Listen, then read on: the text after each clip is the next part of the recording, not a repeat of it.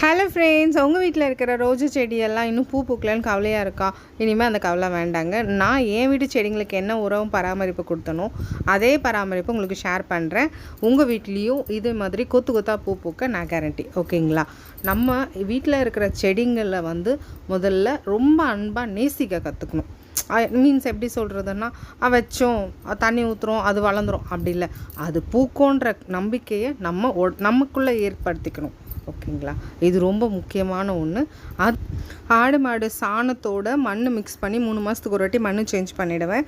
இதுதான் நான் உரமாக கொடுத்துட்ருக்கேன். Morning once and evening once தண்ணி கண்டிப்பாக கொடுங்க. மழையாக இருந்ததுன்னா அதை அவாய்ட் பண்ணுங்கள்.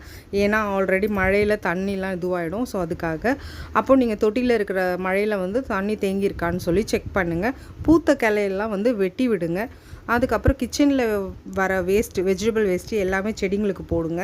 அரிசி கழுவுற தண்ணி கூடமே